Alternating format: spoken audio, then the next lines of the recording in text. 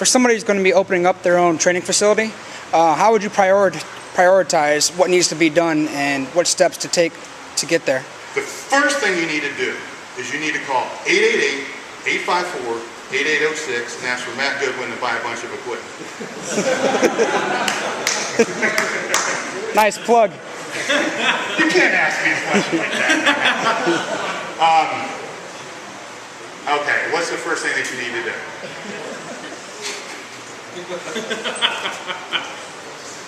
I just blew a salesman, man. I'm sorry. I suck at sales.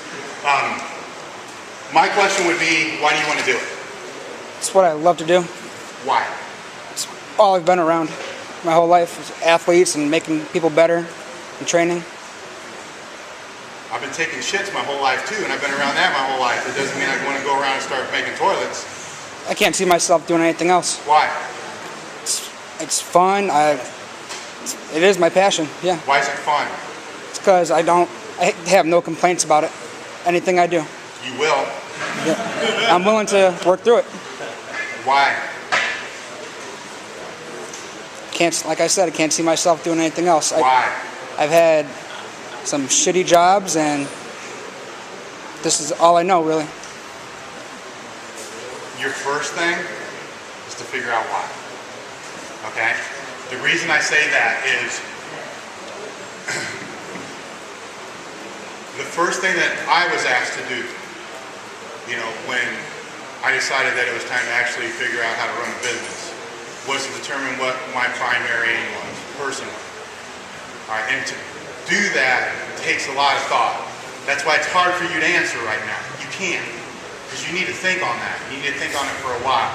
You need to be able to come up with a definitive statement on what your primary aim is, what your passion is, what's going to keep you working when everybody else will stop.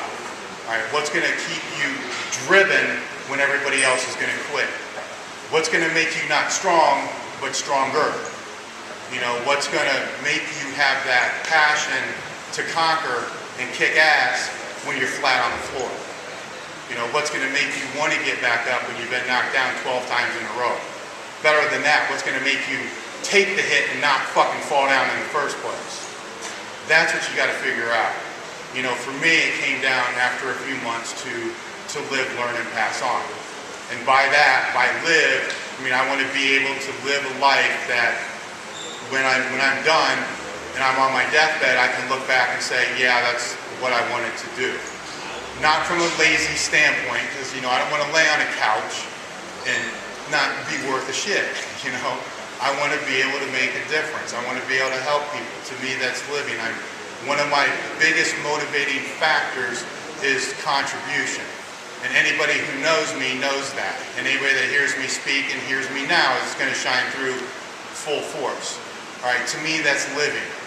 Living's also being able to make sure I have time for my family and put that first and everything else. Learning. Learning is the only way that I see that you can actually live better. You have to become better every day.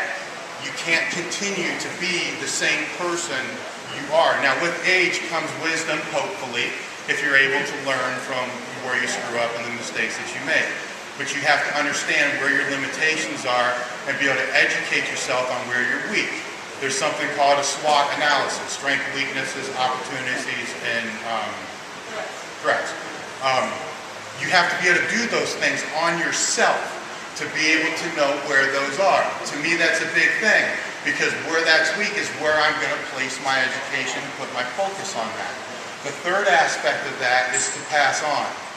All right, there's multiple reasons for that, but what it basically comes down for is I'm standing in front of you now because of a group of guys that took me in a gym when I was 13 years old, when I was an outcast with everybody else, didn't think I was worth a shit, learning disabled. I go on and on and on and on and on, and showed me how to powerlift. Never asked anything for it.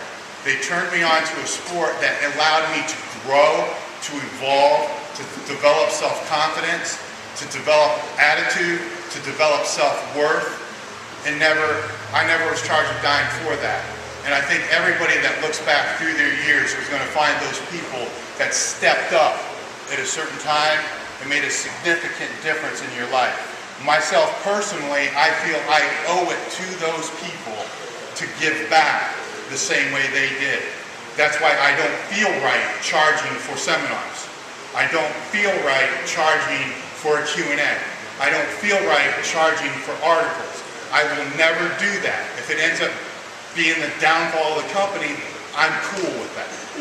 Because that is my primary aim. I'm going to pass on, I'm going to give back. And that's going to be to you guys. That's why you're here. That's why everything with the company is what it is. That's why I choose the Make-A-Wish Foundation as one of the charities that I'm going to support wholeheartedly. You know, with everything that I have, to be able to help these kids live a wish. You know, some of us have opportunities and we take for granted what they are.